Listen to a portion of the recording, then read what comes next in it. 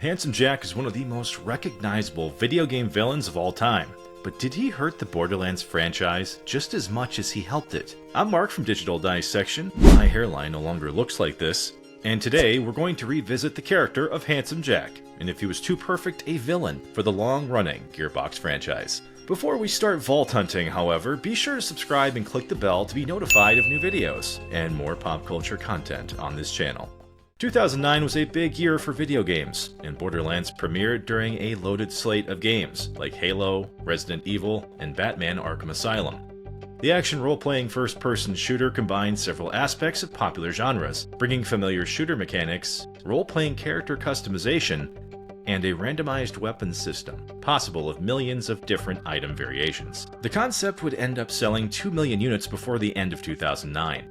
An impressive feat given the competitive holiday season and being on the market for only 6 weeks. A game like Borderlands was just different enough to work, providing a sense of humor, hyper-violence, and a science fiction backdrop that heavily borrowed influences from Mad Max.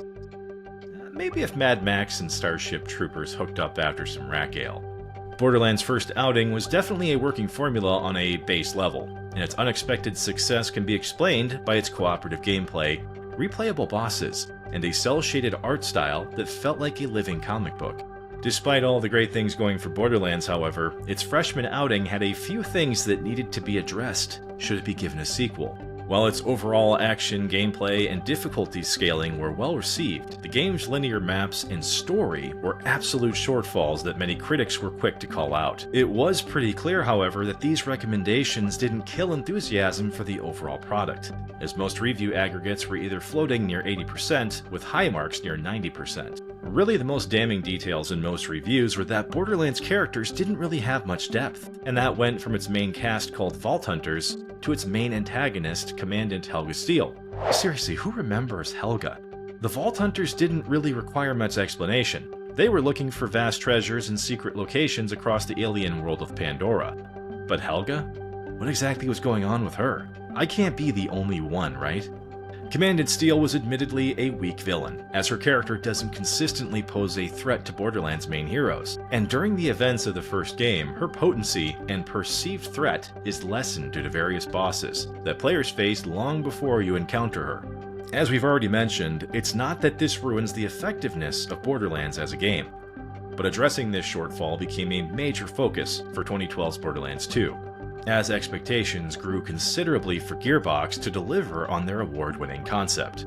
With roughly $35 million to produce Borderlands 2, refining the formula and righting the wrongs of a fairly unremarkable story were paramount to long-term success. The character of Handsome Jack immediately addresses this problem, as Borderlands producers doubled down on the criticisms of its earliest narratives, instead introducing a new antagonist that Gearbox hoped would help anchor a villain-centric experience, reminiscent of titles like BioShock and Portal from the same time period.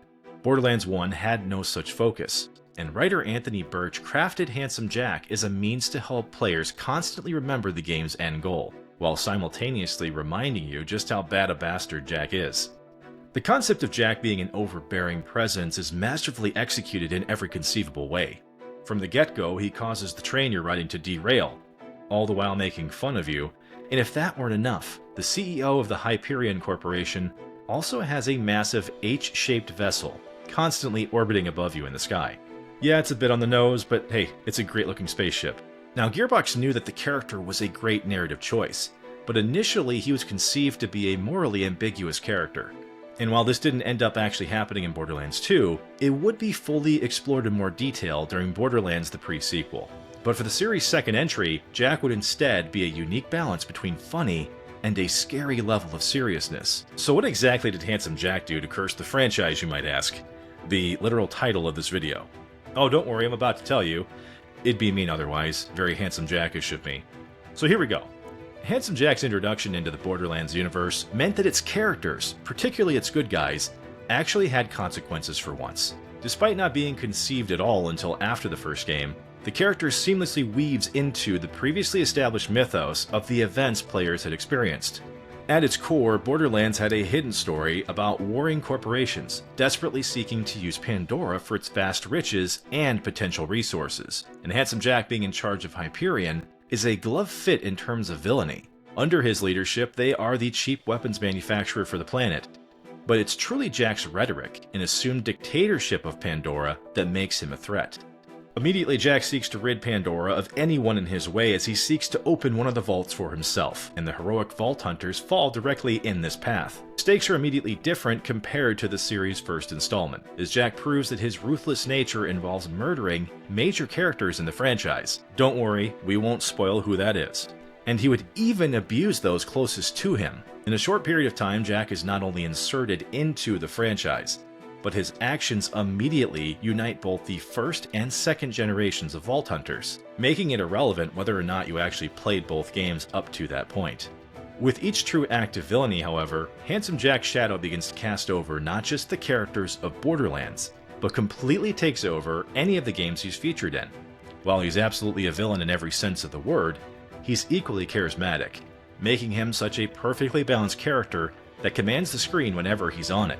His involvement as a wild card of an antagonist is so powerful that you simply can't ignore him. He's the Joker to Christopher Nolan's Batman, and because of his gravitas, it sets a critically high bar for any bad guys that would come after him. Across the events of Borderlands 2, Borderlands the pre-sequel, and Tales from the Borderlands, Jack's character gets to shine, delivered in an award-winning performance by actor Damian Clark.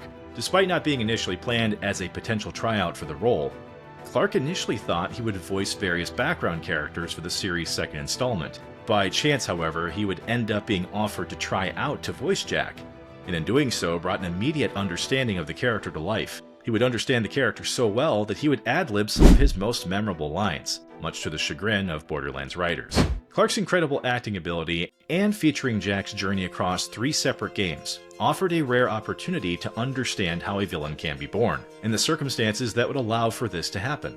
The rise and fall of Handsome Jack across these events becomes the more interesting plot thread, despite the fact that we're supposed to be investing in characters that we're actually spending more time with. It's hard to imagine that Borderlands' main good guys actually end up taking a back seat at first, but it's true. You learn barely anything about them, despite all the events leading to Jack's stranglehold on Pandora.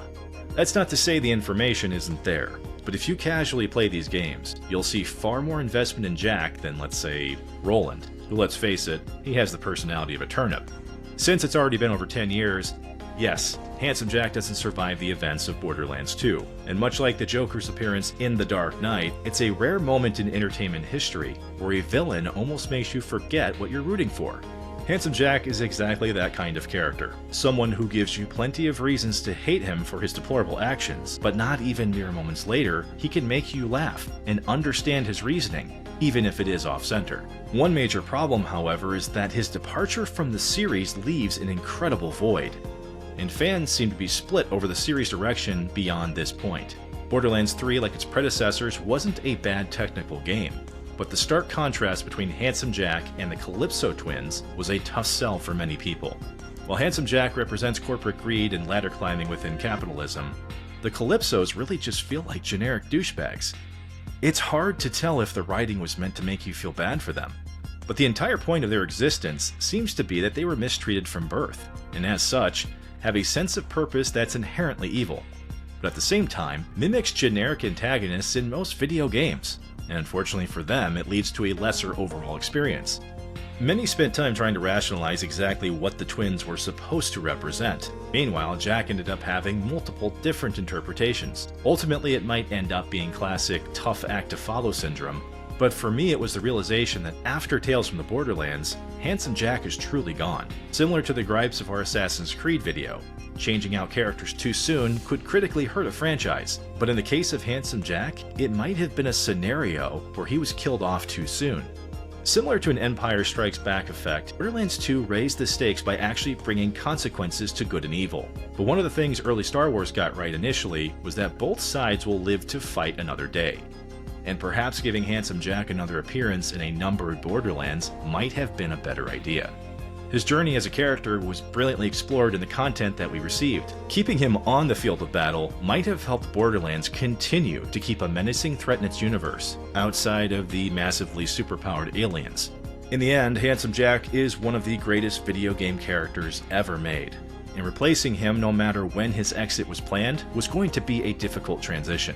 The highs of Borderlands 2 and Handsome Jack's rise to power definitely prove how great Borderlands storytelling can be, vaulting it from a zany game developed by an underdog studio to a chart-topping Game of the Year franchise. But what do you think? Does Borderlands suffer now that Handsome Jack is gone? Did Borderlands 3 have a tough act to follow that was destined to fail? Let us know what you think in the comments, and thank you for watching this video. More videos are on the way as we continue to look back in this retrospective series. If you want us to consider a specific topic, just let us know. Until next time, pop culture nerds, keep on dissecting.